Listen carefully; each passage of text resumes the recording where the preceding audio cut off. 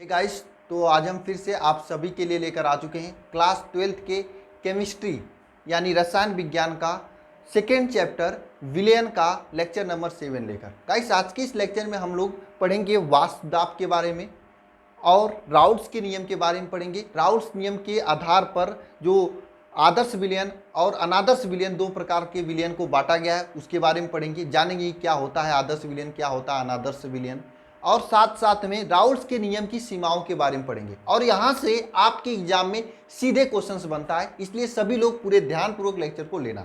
Guys, आप सभी लोगों के लिए एक आवश्यक सूचना, उन सभी स्टूडेंट्स के लिए जो हमसे व्हाट्सएप पर जुड़े हुए थे या व्हाट्सएप ग्रुप में जुड़े हुए थे, जहाँ पर मैं व्हाट्सएप पर आप लोगों को कोई पीडीएफ वगैरह दे रहा था। गाइस, मैं अब आपका हेल्प व्हाट्सएप पर नहीं कर पाऊंगा।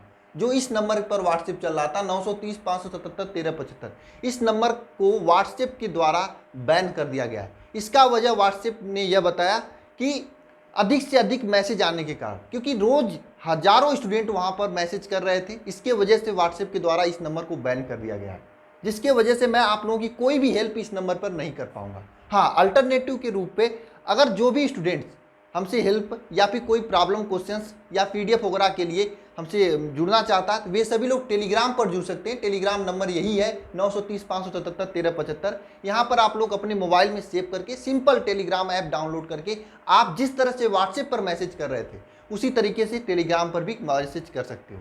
दूसरी बात गाइस, पीडीएफ के लिए भी आप टेलीग्राम पर वहाँ पर एक ग्रुप मैं अलग से बनाया हूँ, चैनल भी बनाया हूँ, काफ़ी स्टूडेंट वहाँ पर जुड़े हुए भी हैं। आप लोग भी जुड़कर वहाँ से पीडीएफ डाउनलोड कर सकते हैं, इस लेक्चर का भी और इससे पहले के जितने भी लेक्चर्स हुए हैं, जो भी मैं पीडीएफ या स्टडी मटेरियल्स आप लोगों को दिया हूँ, सब कुछ आपको टेलीग्राम पर मिल जाएगा। अब देखिए, मैं व्हाट्सएप की टीम से कल दिन भर बातें किया, चैटिंग की और काफ़ी लोगों से जो मतलब मेल वगैरह भी किया, तो फाइनली यह बात निकल के आई है कि उन्होंने कहा कि मुझे 2 दिन का समय दे दीजिए, मैं 2 दिन के समय में मैं देखूंगा, उसके हिसाब से फिर जैसा भी एक्शन लेना होगा मैं लूँगा, ठीक है। लास्ट टाइम भी मेरा एक बार व्हाट्सएप बैन हुआ था, पिछले जनवरी या फरवरी के नहीं दिसंबर जनवरी के महीने में, तब तो व्हाट्सएप मेरा 40 दिन में रिकवर हो गया था। देखिए इस बार कितने दिनों में रिकवर होता है। हाँ, मुझे मालूम है जब तक व्हाट्सएप रिकवर नहीं होता तब तक कुछ प्रॉब्लम होगी, क्योंकि कुछ स्टूडेंट केवल व्हाट्सएप चलाते हैं, ठीक है। मैं आप सभी लोगों से कहना चाहता हूँ, सिंपल है, आप टेलीग्राम ऐप का यूज कीजिए, डाउनलोड करके, बहुत ही सिंपल है, आप कर सकते हो। या फिर अगर टेलीग्राम ऐप को नहीं यूज करना चाहते हैं तो मेरे बेंजीन बैच में जुड़ जाइए, ये तो आप सभी के लिए बेस्ट है। अल्फा इंस्टीट्यूट ऐप को आपको डाउनलोड करके रखना चाहिए, वहां पर आपको बेंजीन बैच में क्लासेस का तो पीडीएफ नोट्स मिलेगा, वो भी एक साथ मिलेगा। जैसे लेक्चर नंबर 1 कंप्लीट हो गया है, पूरा लेक्चर नंबर 1 का एक साथ आपको पीडीएफ जितना भी पेजेज है वहां पे एक साथ मिल जाएगा।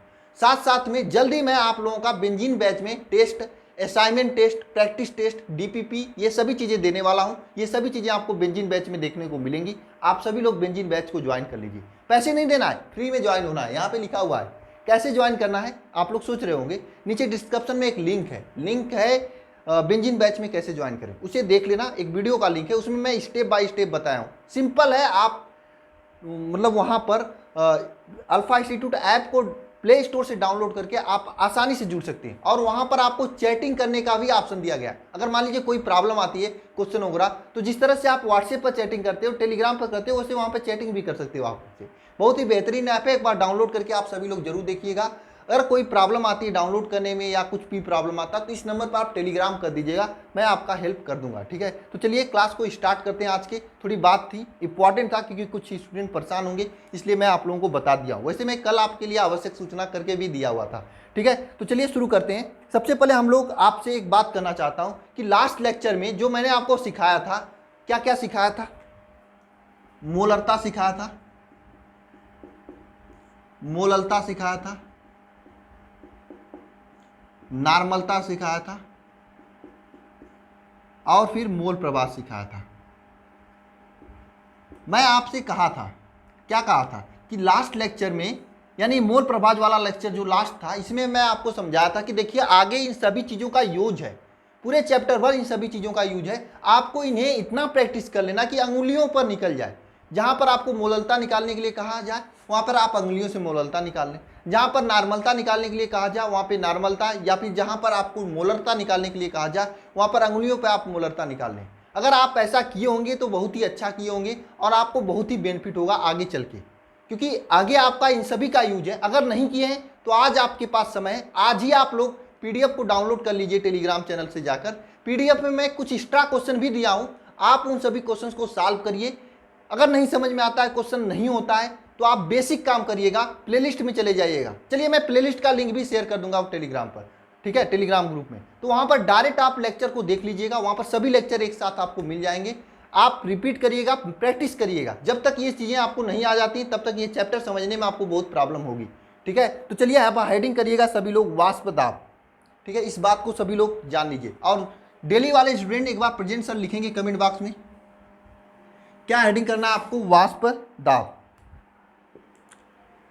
देखिए वाष्प दाब क्या होता है, वाष्प दाब किसे कहते हैं, वाष्प दाब, और वाष्प दाब होता क्या है, ये सबसे बड़ी बात आती है। देखिए क्या होता है, आप लोग अगर किसी भी बाटल में, मान लीजिए यहाँ पर इसमें कोई एक पात्र है, पतीली है, नहीं पतीली नहीं, पतीला है, क्या है, पतीला है या पतीली, बताइए, आप ही लोग बताइए। इसमें हमने पानी भरा, जल भरा है, सिंपल चीज़। जब जल भरा तो जरा मैं आप लोग सभी लोग कमेंट बॉक्स में कमेंट करके बताना, मैं आप लोगों से जवाब चाहता हूँ। इसको मैंने गर्म करने लगा, यहाँ पे ये गर्म कर रहा हूँ इस तरह से लगाकर, ठीक है, कोई बर्नर लगाया हूँ, इस तरह से इसे गर्म कर रहा हूँ। जब इसे गर्म करने लगा तो ये पूरा क्या होने लगा, गर्म होने लगा, ये पूरा गर्म होने लगा। गर्म होने के बाद इसके जो अणु हैं, गर्म होने के बाद इसके अणु जो है ऊपर की ओर दाब निकालने लगे और वाष्प के रूप में बाहर निकलने लगे हैं। तो ऊपर ये जो वाष्प के रूप में अणु बाहर निकलते हैं कि नहीं, जल के अणु ही निकलते हैं ना बाहर वाष्प के रूप में। अरे यार कभी पानी उनी गर्म किए हो आप लोग, पानी गर्म किए हो कि नहीं किए हो, बताओ, किए हो ना आप लोग पानी उनी गर्म। तो पानी को जब गर्म करते हो तो क्या होता है, नीचे से जब आप आग देते हो, कुछ देते हो, तो ये पानी गर्म होकर ऊपर उड़ने लगता है, उड़ने लगता है ना, उड़ने लगता है कि नहीं लगता है। जब उड़ने लगता है तो इसके अणु जो होते हैं उसी को आप लोग वाष्प कहते हो ना, गांव में कहते हो भाप आ गया, यही कहते हो। देखो मेरा उद्देश्य यह होगा इस लेक्चर से जो भी क्वेश्चन आपकी एग्जाम में बने हो जाए। ज़्यादा डीपली मैं नहीं जाऊँगा, मैं ज़्यादा डीपली नहीं चाहूँगा, मैं सीधी सीधी बात बता रहा हूँ। मुझे जाने को हो तो मैं वाष्प दाब पर भी एक लेक्चर ले सकता हूँ, ठीक है, लेकिन मैं उतना ही जाऊँगा क्योंकि आपके बोर्ड एग्जाम में केवल पूछेगा वाष्प दाब का डिफिनीशन, उतना तो आपको मैं याद करा ही दूंगा। बस आप ध्यानपूर्वक सुनना। देखना यहाँ पे मैंने क्या किया, इस पात्र में जल को लेकर नीचे से गर्म किया। जब नीचे से गर्म किया तो इसके अणु क्या हुए, गर्म हुए। गर्म होने के बाद ऊपर बाहर की ओर निकलने लगे। जब बाहर की ओर निकलते हैं तो मान लीजिए बाहर की ओर निकलते हैं, यहाँ पर एक अणु है, ठीक है, यहाँ से ये एक आया, इस पर क्यों बाहर निकलता है, क्योंकि नीचे वाला अणु यहाँ पे वाला गर्म होता है, ऊपर आता है, ऊपर वाले अणु को मतलब दाब देता है, एक दाब देता है, तो ये वाष्प के रूप में बाहर निकल जाता है। नहीं समझ में आया, मैंने क्या किया, इसके ऊपर यहाँ पर बात को समझिएगा सभी लोग, ऊपर एक क्या ढक्कन रख दिया। तो ये जो वाष्प है आएंगे यहाँ पर ढक्कन पर कुछ ना कुछ दाब देंगे कि नहीं, वही वाष्प दाब कहा जाता है। क्योंकि वाष्प दाब आप समझ सकते हैं दो शब्दों से मिलकर बना, वाष्प और दाब, यानी कि वाष्प के द्वारा जो दाब डाला जाता है उसी को कहते हैं वाष्प दाब। डिफिनीशन आपको सिंपल है, आप एग्जाम में आपसे ये नहीं समझाने के लिए नहीं कहा जाएगा, केवल आपसे वाष्प दाब का डिफिनीशन पूछा जाएगा, वो भी 1 नंबर में पूछा गया भी है और पूछा जा भी सकता है। तो आप क्या लिखेंगे वाष्प दाब का डिफिनीशन, एक निश्चित ताप पर। क्योंकि देखो गर्म, आप इस पानी को गर्म करते हो, क्या तुरंत वाष्प निकलने लगता है, ऐसा तो नहीं होता है। 2-4-5 मिनट गर्म करते हो, गर्म होता है पानी, उसके बाद वाष्प बाहर निकलता है। होता है कि नहीं होता है, एक बात सभी लोग बताओ कमेंट बॉक्स में कमेंट करके, ऐसा होता है ना। तुरंत तो पानी नहीं निकलता है, तुरंत वाष्प तो बाहर नहीं निकलता। वाष्प कब निकलता है, जब थोड़ा गर्म होने लगता है। यानी वाष्प दो क्रिया होती है, एक निश्चित ताप पर होती है, निश्चित ताप पर होती है, एक निश्चित ताप पर होती है। वाष्प कब बनता है, एक निश्चित ताप पर। देखिए एक निश्चित ताप पर साम्यावस्था में वाष्प के अणुओं द्वारा द्रव के पृष्ठ पर डाला गया दाब क्या कहलाता है, वाष्प दाब कहलाता है। कब, साम्यावस्था में। इस शब्द को आप सभी लोग याद रखना, साम्यावस्था में। तो आप लोग क्या लिखोगे, एक निश्चित ताप पर साम्यावस्था में वाष्प के अणुओं द्वारा जल के पृष्ठ पर डाला गया दाब क्या कहलाता है, वाष्प दाब कहलाता है। क्या कहलाता है, वाष्प दाब कहलाता है। बोलिए समझ में आया कि नहीं, एक बार सभी लोग मेरे साथ बोलेंगे, साम्य, एक निश्चित ताप पर, एक निश्चित ताप पर साम्यावस्था में जल के अणुओं द्वारा जल के पृष्ठ पर या जल के वाष्प के द्वारा जल के पृष्ठ पर डाला गया दाब ही वाष्प दाब कहलाता है।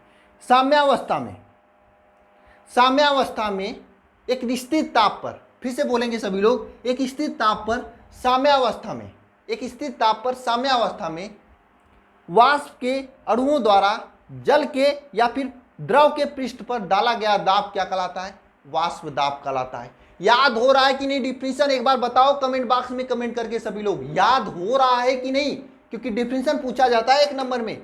वाष्प दाब, सीधी सी बात है, वाष्प और दाब दो शब्दों से मिलकर बना है, यानी वाष्प के द्वारा डाला गया दाब। कैसे डाला जाता है, कब डाला जाता है दाब, यहां से समझिए। एक निश्चित ताप पर जल के, एक निश्चित ताप पर साम्यावस्था में, एक निश्चित ताप पर साम्यावस्था में वाष्प के अणुओं के द्वारा, वाष्प के अणुओं के द्वारा जल के पृष्ठ पर डाला गया दाब वाष्प दाब कहलाता है। आइए डिफिनेशन को लिखते हैं। आप सभी लोग भी डिफिनेशन को लिखिए, या तो अपने कॉपी में लिखिए या फिर कमेंट बॉक्स में लिखिए, ठीक है। आपको लिखिए सभी लोग, एक निश्चित ताप पर, एक निश्चित ताप पर, निश्चित ताप पर, एक निश्चित ताप पर साम्यावस्था में, साम्यावस्था में, साम्यावस्था में, एक निश्चित ताप पर साम्यावस्था में जल के सॉरी जल नहीं, एक निश्चित ताप पर साम्यावस्था में वाष्प के अणुओं द्वारा, एक निश्चित ताप पर साम्यावस्था में वाष्प के अणुओं द्वारा द्रव के पृष्ठ पर डाला गया दाब, द्रव के पृष्ठ पर डाला गया दाब, डाला कैसे लिखा जाएगा, द्रव के पृष्ठ पर लगने वाला दाब, आप लगने वाला दाब लीजिए, लगने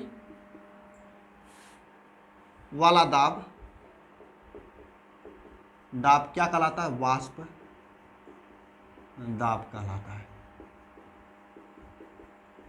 ये डिफिनेशन है वाष्प दाब का। एक बार सभी लोग मेरे साथ डिफिनेशन को बोलेंगे। वाष्प दाब किसे कहते हैं, एक निश्चित ताप पर, बात को याद रखना, एक निश्चित ताप पर ऐसा होता है, साम्यावस्था में वाष्प के अणुओं द्वारा द्रव के पृष्ठ पर डाला गया दाब क्या कहलाता है, वाष्प दाब कहलाता है। एक निश्चित ताप पर साम्यावस्था में वाष्प के अणुओं द्वारा द्रव के पृष्ठ पर डाला गया दाब क्या कहलाता है, क्या कहलाता है, आपका वाष्प दाब कहलाता है, ठीक है। अब एक बात लिखना है यहाँ पर, ये एक बार ऑब्जेक्टिव रूप में एक कॉम्पिटिटिव एग्जाम में पूछ लिया था, तो मैं आपको बता दे रहा हूं। देखो क्या होता है, वे सभी द्रव जिनका क्वथनांक अधिक होता है, वे सभी द्रव जिनका क्वथनांक क्या होता है, अधिक होता है, वे उनका वाष्प दाब कम होता है। यानी वह द्रव के, जो द्रव के पृष्ठ पर दाब कम डालते हैं, वे सभी द्रव, आप लिख सकते हैं, वे सभी द्रव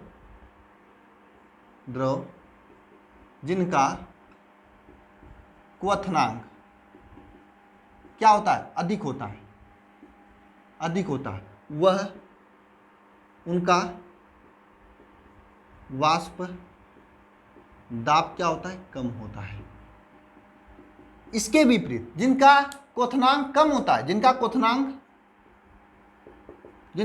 क्या होता है, कम होता है, उनका वाष्प दाब अधिक होता है। यानी जिनका क्वथनांक अधिक होता है उसका वाष्प दाब कम होता है, जिनका क्वथनांक कम होता है उसका वाष्प दाब अधिक होता है। बात समझ में आ रही है। वाष्प दाब किसे कहते हैं, एक निश्चित ताप पर साम्यावस्था में वाष्प के अणुओं द्वारा द्रव के पृष्ठ पर डाला गया दाब क्या कहलाता है, वाष्प दाब कहलाता है। क्या कहलाता है, वाष्प दाब कहलाता है।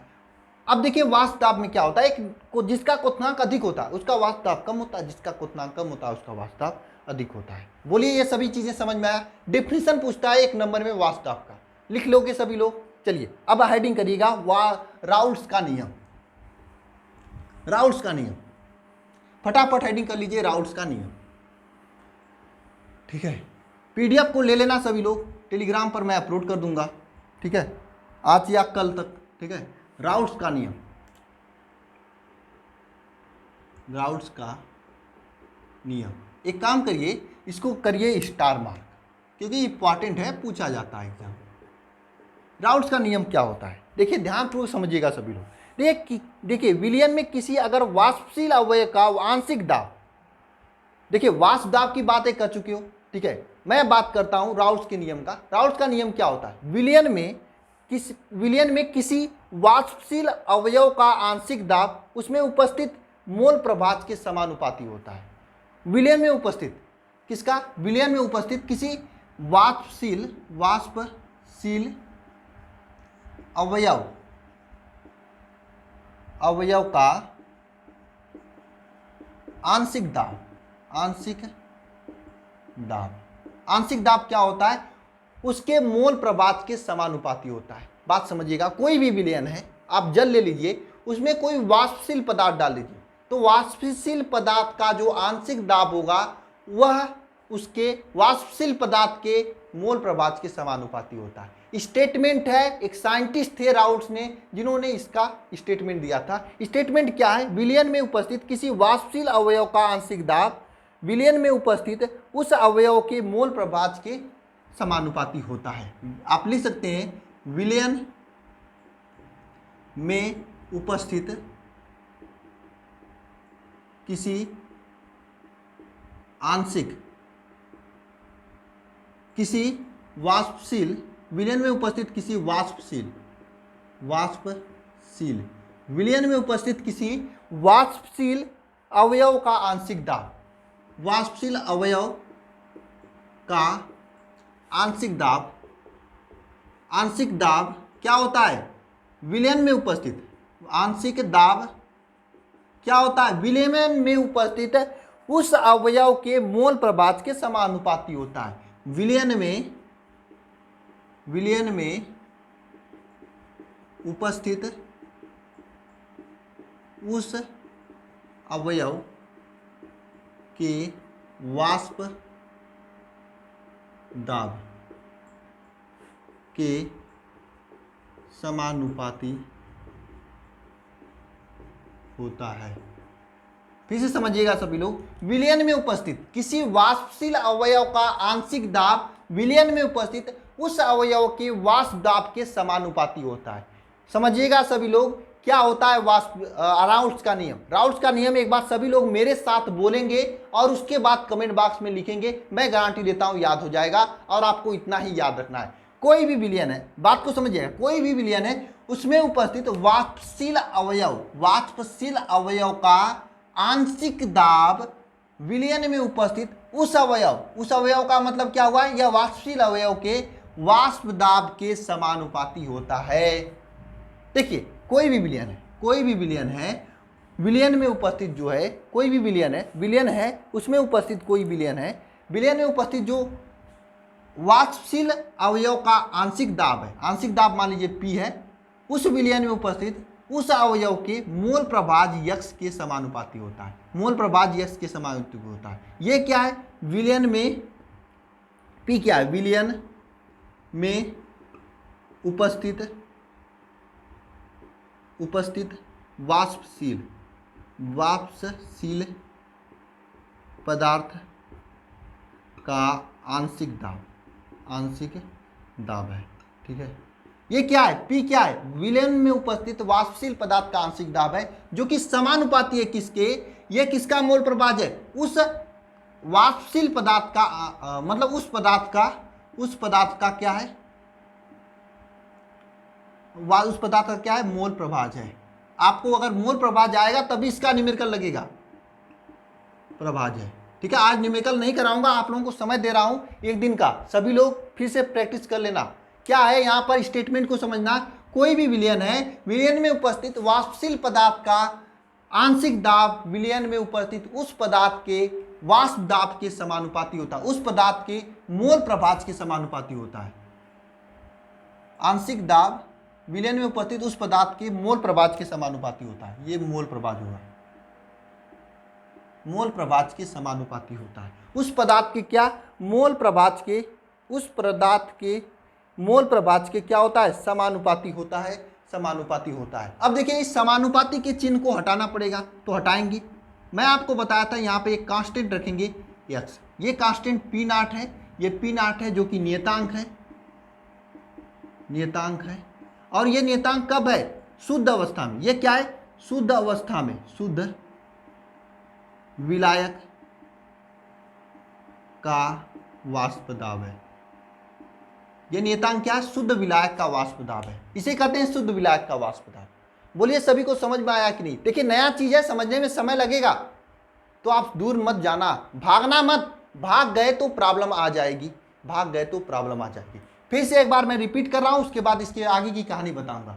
विलयन में उपस्थित किसी वाष्पशील अवयव का आंशिक दाब विलयन में उपस्थित उस अवयव के मोल प्रभाज के समानुपाती होता है। कोई आंशिक अवयव है, जैसे मान लीजिए यह P है, इसका आंशिक वाष्प दाब जो है उस विलयन में उपस्थित उसके मोल प्रभाज के समानुपाती होगा। किसके मोल प्रभाज के समानुपाती होगा? जो यह पदार्थ है, वाष्पशील पदार्थ, इसके मोल प्रभाज के समानुपाती होगा। अब हम आपको एक एग्जाम्पल लेता हूं। मानता हूं कि कोई विलयन है जिसमें दो वाष्पशील अवयव है A और B। यहां पे माना एक विलयन है जिसमें दो वाष्पशील पदार्थ A और B है। A और B है, दो वाष्पशील पदार्थ कौन है? A और B है। कोई एक ऐसा विलयन है जिसमें दो वाष्पशील पदार्थ है, कौन कौन है? A है और B है। उनके विलयन में आंशिक दाब PA और PB है। उनका विलयन में आंशिक दाब जो है, आंशिक दाब क्या है? PA है और PB है। अभी मैं फिगर बना के बताऊंगा और अच्छे से समझ में आएगा। उनका क्या है? विलयन में आंशिक दाब क्या है? PA PB है, तथा मोल प्रभाज क्या है? XA और XB है। ठीक है, देखिए हमारे पास दो, यह आपका विलयन है, क्या है? दो विलयन है, A है और यह B है। ठीक है, दो विलयन A है और B है।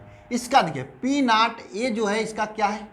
इसका PA क्या है? इसका वाष्प दाब है, इसका PB वाष्प दाब है, इसका XA मोल प्रभाज है, इसका XB मोल प्रभाज है। ठीक है, हम क्या करते हैं, इसका एक विलयन बनाते हैं, बड़ा वाला विलयन, जिसमें A और B दोनों उपस्थित है। ठीक है, तब इसका ये राउल्स के नियम के आधार पर इस बड़े वाले विलयन का क्या होगा? वाष्प दाब। सीधी सी बात है, वाष्प दाब P होगा जो PA और PB के योग के बराबर होगा।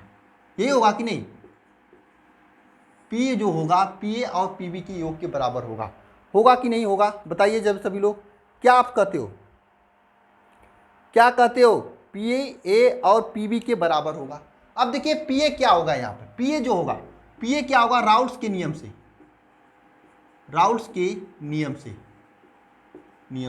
PA क्या होगा? PA जो है XA के मोल प्रभाज के समानुपाती होगा। XA के मोल प्रभाज के समानुपाती होगा। अब यह XA के मोल प्रभाज के समानुपाती है, इसको आप लोग क्या लिख सकते हो? PA is equal to P naught A XA लिख सकते हो। ये P नॉट A क्या है? एक कांस्टेंट है, मैंने आपको बताया था यहाँ पे एक कांस्टेंट लगता है P नॉट। अब चूंकि यहाँ पर A है इसलिए P नॉट A है, और यह एक नियतांक जो कि शुद्ध अवस्था में क्या है? वाष्प दाब है। शुद्ध अवस्था में वाष्प दाब है। एक मिनट मैं देख लूँ आप लोगों को दिखाई दे रहा है कि नहीं। शुद्ध अवस्था में वाष्प दाब एकदम बिल्कुल दिखाई दे रहा है। ठीक है, ये क्या है? P नॉट A क्या है? शुद्ध अवस्था में वाष्प दाब है। सिमिलरली यहाँ पर वही कंडीशन ले रहा हूँ PB से। यहाँ पे प्रोपोर्शनल होगा XB के, और XB क्या है? आप सीधे लिख सकते हो। ये जो PB है, PB प्रोपोर्शनल होगा XB से। इसको हम लिख सकते हो PB is equal to PB naught XB। ठीक है, ये लिख सकते हो, क्योंकि देखो ये PB नॉट क्या है? वही शुद्ध अवस्था में वाष्प दाब है। ये क्या है? शुद्ध अवस्था में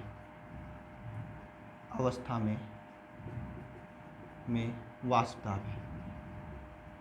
शुद्ध अवस्था में वाष्प दाब है। अब बात समझिएगा सभी लोग, आपको मैंने बताया क्या? ये P पूरा जो प्रेशर है, कुल प्रेशर क्या होगा? PA प्लस PB होगा। यहाँ पे कुल pressure P is equal to क्या हो जाएगा? PA क्या है? P naught A XA plus P naught B XB। बोलिए समझ में आया कि नहीं? नहीं समझ में आया परेशान नहीं होना, मैं दोबारा रिपीट करूंगा, अभी परेशान मत होना। नई चीज है, दिक्कत होगी। देखिए राउल्स का नियम यही है और मैं पूरा प्रूव कर चुका हूं। बात को समझना सभी लोग। राउल्स का नियम किसे कहते हैं? विलयन में उपस्थित किसी वाष्पशील अवयव का आंशिक दाब विलयन में उपस्थित उस अवयव के मोल प्रभाज के समानुपाती होता है। विलयन में उपस्थित किसी वाष्पशील अवयव का आंशिक दाब विलयन में उपस्थित उस पदार्थ के मोल प्रभाज के समानुपाती होता है। किस पदार्थ के? वाष्पशील अवयव के मोल प्रभाज है। यहाँ पे देखिए ये P क्या है? उस वाष्पशील अवयव का मोल प्रभाज है जो कि समानुपाती है उसके मोल प्रभाज के। अब यहाँ पे P नॉट A लिख रहा हूँ, P नॉट रख रहा हूँ, जो कि शुद्ध विलायक की अवस्था में उसका वाष्प दाब है। जब उसमें कुछ नहीं मिलाया गया तब का वाष्प दाब है। मिलाने के बाद तो ये समानुपाती हो जाएगा, ठीक है, सीधी सी बात है। पी नॉट यहाँ पे रख देंगे। अब देखिए हमने क्या करते हैं, यहाँ पे एज्यूम करते हैं, माना दो वाष्पशील पदार्थ ए बी है, ए है और बी है, ए है और बी है, जिनका आंशिक दाब पी ए है और पी बी है। उनका मोल प्रभाज क्या है, एक्स बी और एक्स ए है। इनका मोल प्रभाज एक्स बी और एक्स ए है, यानी एक्स ए और एक्स बी इनका मोल प्रभाज है। दोनों को मिलाया जाता है, दोनों को क्या किया जाता है, इस तरह से रखा है, ये ए है यह बी है, दोनों का जैसे पी ए इसका क्या है, इसका क्या है, आंशिक दाब है, इसका पी बी आंशिक दाब है, इसका एक्स ए इसका मोल प्रभाज है, एक्स बी इसका मोल प्रभाज है। यह है ना, ये भी दो पात्र ये रखे गए हैं, ठीक है। अब दोनों को एक साथ लेंगे तो क्या हो जाएगा, P is equal to P A plus P B हो जाएगा, सिंपल है। अब आप जानते हो P A is equal to क्या होगा, एक्स ए। यहाँ पे P is equal to X के समानुपाती था, यहाँ पे पी ए एक्स ए के समानुपाती हो जाएगा। यहाँ पे पी नॉट आपका लग रहा था, लेकिन यहाँ पे पी नॉट ए लगेगा समानुपाती। अब पी नॉट ए क्या होगा, शुद्ध अवस्था में वाष्प दाब होगा, किसका, ए वाले का। पी बी देखिए, पी बी यहाँ पर क्या है, P B is proportional to X B होगा। एक्स बी यहाँ पे पी बी जो है पी नॉट बी, यानी शुद्ध, ये पी नॉट बी शुद्ध अवस्था में इसका वाष्प दाब होगा, ठीक है, बी वाले का। अब दोनों को जोड़ोगे तो P naught A X A plus P naught B X B है। ये हुआ आपका जो राउल्स का नियम है, ये हुआ राउल्स का नियम। बोलिए समझ में आया है कि नहीं आया है, नहीं आया है, नहीं आया तो एक बार और रिपीट कर लेना मेरे भाई, आ जाएगा समझ में। और ये एग्जाम में भी आ जाएगा आपके, क्योंकि इंपॉर्टेंट है, एग्जाम में आता भी है और आ भी जाएगा आप सभी के, ठीक है। चलिए इसको हम रब करते हैं, ठीक है। हम लोगों को फाइनल क्या मिला है, P इज इक्वल टू क्या मिला है, P naught A X A plus P naught B X B. आपको इसी के आधार पर सभी न्यूमेरिकल्स करने होंगे, जितने भी न्यूमेरिकल्स आपके एग्जाम में पूछे जाते हैं। अभी आपको न्यूमेरिकल्स करने में थोड़ी समस्या हो सकती है, क्योंकि मैं अभी आपेक्षिक अवनमन आपको नहीं बताया हूँ, केवल राउल्स का नियम बताया हूँ। आपेक्षिक अवनमन के साथ में राउल्स का नियम बताएंगे, तब वहाँ पर मज़ा आएगा, तब वहाँ पर आपको न्यूमेरिकल्स करने में थोड़ा आसानी होगी, ठीक है। तो राउल्स के नियम में कौन से पदार्थ मिलाए जाते हैं, वाष्पशील पदार्थ मिलाए जाते हैं। कब वाष्पशील पदार्थ मिलाते हैं तो उसमें क्या होता है, उस वाष्पशील पदार्थ जो राउल्स के नियम के अनुसार अगर कोई भी विलयन उसमें वाष्पशील पदार्थ मिलाते हैं तो उस विलयन का आंशिक दाब वाष्पशील पदार्थ के जो मोल प्रभाज होते हैं उसके समानुपाती होता है। ये हमने जाना, ठीक है। हमने जाना P इज इक्वल टू क्या हमने निकाला था, P naught A X A plus P naught B X B. यह P का वैल्यू निकाला था हमने, P naught A X A plus P naught B X B, ठीक है। यहाँ से हम लोग एक ग्राफ निकालेंगे, एक ग्राफ जो कि मोल प्रभाज और वाष्प दाब के बीच में खींचा जाता है। बता दें या नहीं बताएं, क्या करें। वैसे PDF में मैं दिया हूँ, उतना ज़्यादा इंपॉर्टेंट नहीं है, अगर बना दोगे तो एग्जामिनर में पॉजिटिव इफेक्ट जाएगा। नहीं जाने दीजिए, मैं कभी प्रैक्टिस सेशन में ग्राफ को बता दूंगा। आज राउल्स के नियम को ही समझिए आप सभी लोग, ठीक है।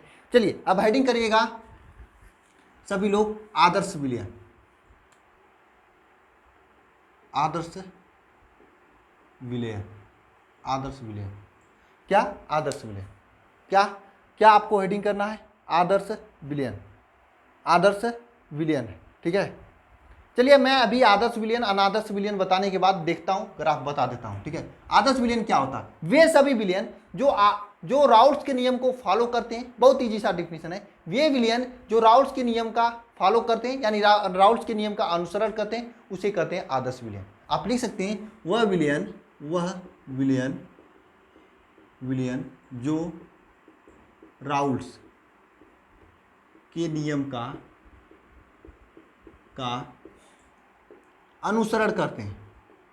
अनुसरण करते हैं, क्या कहते हैं, आदर्श विलयन कहते हैं। वे विलयन जो राउल्स के नियम का अनुसरण करते हैं उन्हें आदर्श विलयन कहते हैं। अनादर्श विलयन किसे कहते हैं, अनादर्श विलयन, सीधी सी बात है, वे विलयन जो राउल्स के नियम का अनुसरण नहीं करते उसे अनादर्श विलयन कहते हैं। वह विलयन जो राउल्स के नियम का अनुसरण नहीं करते हैं अनादर्श विलयन कहलाता है, अनादर्श विलयन कहलाता है। वे विलयन जो राउल्स के नियम का अनुसरण नहीं करते, यानी इसके लिए P is not equal to होगा P नॉट एक्स के, या फिर P A is not equal to होगा P नॉट ए एक्स के, ठीक है, इसके लिए होगा। यानी वे सभी विलयन जो राउल्स के नियम का अनुसरण नहीं करते उसे अनादर्श विलयन कहते हैं, और वे विलयन जो राउल्स के नियम का अनुसरण करते हैं उसे क्या कहते हैं, आदर्श विलयन कहते हैं। उसे क्या कहते हैं, आदर्श विलयन कहते हैं। अब हेडिंग करिएगा राउल्स के नियम का सीमाएं, यानी 3 सीमाएं कब राउल्स के नियम फॉलो नहीं होता है ये आपको लिखना है। देखिए राउल्स का नियम जो होता है ये तनु विलयन पर ही नियम फॉलो होता है, अधिक यह नियम जो है अति तनु विलयन पर ही फॉलो होता है, अधिक जो सांद्र विलयन हो जाता है उसके लिए फॉलो नहीं होता है। पहला लिख सकते हैं आप लोग, यह जो है अति तनु विलयन पर फॉलो होता है, अति तनु विलयन पर ही कार्य करता है, जबकि सांद्र विलयन पर ज़्यादा सांद्र विलयन होगा पर कार्य नहीं करता है, ठीक है। दूसरा है आपका, दूसरा क्या है, पहला तो मैं साथ छोटा छोटा लिखा रहा हूँ। एग्जामिनर ये नहीं कहेगा कि आपको 5 लिखना है और जो वह चाहता है वही लिखोगे नंबर देगा। एग्जामिनर पूछेगा कि राउल्स का नियम लिखिए, राउल्स के नियम को की सीमाएं लिखिए, तो वहां पर 2-3 सीमाएं लिख दोगे नंबर मिल जाएगा। स्मार्ट स्टडी कीजिए, टिकटो आपका 90% आएगा, इतना जान लेना। स्मार्ट स्टडी कीजिए, मैं आपसे सीधी सीधी बात कर रहा हूं। अगर आप कहोगे कि पूरा इमला लिखवाने के लिए, पूरा किताब लिखवाने के लिए, तो मैं लिखवा सकता हूं। समय आपका नुकसान होगा, परसेंटेज आपका कम होगा। समय तो जो दिया गया है बोर्ड के द्वारा वो तो निर्धारित है, और समय से लेट चल रहे हैं हम लोग। अभी तक हमें 3 से 4 चौथे चैप्टर में होना चाहिए था, अभी हम लोग दूसरे चैप्टर में, समझ लीजिए बहुत लेट चल रहे हैं, इसलिए तेजी से चलना पड़ेगा हम लोगों को। इसलिए कई चीज़ों को एक साथ में करा रहा हूँ। अति तनु विलयन में किसे कहते हैं, अति तनु विलयन जो होता है, यह जो राउल्स का नियम होता है अति तनु विलयन पर ही कार्य करता है, सांद्र विलयन पर कार्य नहीं करता है। दूसरा मैं आपको बता रहा हूँ, देखिए वाष्प दाब निकालते समय, राउल्स के नियम को फॉलो कराने के लिए वाष्प दाब निकालते समय ताप को स्थिर रखते हैं। अगर ताप टेम्परेचर डिफरेंस करेंगे तो राउल्स का नियम फॉलो नहीं करेगा, क्योंकि टेम्परेचर डिफरेंस करने पर जो दाब होता है, वाष्प दाब होता है, वह परिवर्तित होता है। सीधी सी बात है, वाष्प दाब निकालते समय विलयन का टेम्परेचर होता है वह स्थिर रखते हैं। टेम्परेचर को डिफरेंस करने पर क्या होगा, वाष्प दाब डिफरेंस हो जाएगा। क्यों होगा वाष्प दाब डिफरेंस, मैं बता रहा हूं क्यों होगा, क्योंकि टेम्परेचर डिफरेंस करने पर वाष्प दाब डिफरेंस होगा। भाई साहब क्यों होगा डिफरेंस वाष्प दाब, बोलो क्यों होगा, क्योंकि टेम्परेचर डिफरेंस करने पर वाष्प दाब डिफरेंस होता है, इसलिए राउल्स का नियम डिफरेंस हो जाता है। मैं पीडीएफ में लिखा हूं, देख लेना सभी लोग। लास्ट है आप सभी के लिए कि इनके जो वैद्युत अपघट्य जो होते हैं, वैद्युत अपघट्य के लिए यह नियम लागू नहीं होता है। ये राउल्स का नियम होता है, वह वैद्युत अपघट्य के लागू नहीं होता है। किसके लिए लागू नहीं होता है, किसके लिए लागू नहीं होता है, वैद्युत अपघट्य के लिए लागू नहीं, वह वैद्युत अपघट्य के लिए लागू नहीं होता है। क्या नहीं होता है, वैद्युत अपघट्य के लिए यह राउल्स का नियम जो होता है लागू नहीं होता है। ठीक है, बात समझ में आई आप लोगों को। राउल्स का नियम किसे कहते हैं, राउल्स का नियम क्या होता है, राउल्स का नियम से संबंधित जो भी 2-3 सीमाएं थी, मैं 2 या 3 लिखवाया हूँ आपको। इतना लिख दोगे एग्जामिनर नंबर देगा भाई, क्योंकि 1 ही 2 लिखना पड़ेगा। 3 नंबर में पूछेगा, 1-1 नंबर का होगा। 1 नंबर राउल्स के नियम के लिए, 1 नंबर वाष्प दाब के लिए, 1 नंबर आपका सीमाओं के लिए, तीनों नंबर आपको मिल जाएगा। ये स्मार्ट स्टडी होती है। और अगर लिखवाना हो तो राउल्स के नियम का मैं 3-3 घंटे में लेक्चर ले सकता हूँ। IIT वगैरह का मैं 3-3 घंटे में ले सकता हूँ राउल्स के नियम का, तो मत कुछ करना। और बड़े बड़े न्यूमेरिकल्स होते हैं, लेकिन मैं जो बताया हूँ आपको फार्मूला, इसी के आधार पर आप न्यूमेरिकल्स भी कर सकते हो। थोड़ा सा आप लोग मोल प्रभाज का प्रैक्टिस करना, और नेक्स्ट लेक्चर में हम लोग मिलते हैं। इसका ग्राफ भी मुझे बनवाना था, लेकिन चलिए बना दूंगा कभी प्रैक्टिस उटिस क्लास में। बहुत ईजी ग्राफ होता है, इसी तरह से तो होता है। यहाँ पर ये ऐसे ही ग्राफ होता है। यहाँ पे नीचे हम लोग क्या लेते हैं, एक्स से लेते हैं, यानी मोल प्रभाज को नीचे लेते हैं, मोल प्रभाज। यहाँ पे वाष्प दाब को लेते हैं, और यहाँ पे x से 1 होता है, xb 0 होता है। ठीक है, ठीक है, यहाँ पे xb 1 होता है और x a 0 होता है। ठीक है, यहाँ पर ऐसे होता है और ये ऐसे होता है, ये ऐसे होता है। इस तरह से ग्राफ बनता है, बहुत इजी होता है। इसको मैं बाद में कभी समझा दूंगा। ठीक है, आप लोग इतना आज समझिए, एक बार लेक्चर को और देखिएगा ताकि आपको दिक्कत ना हो। ठीक है, क्योंकि ये पूछता है आपके एग्जाम में। ठीक है, तो मिलते हैं नेक्स्ट लेक्चर में। सभी से वीडियो देखने के लिए सभी को बहुत बहुत धन्यवाद। Thank you.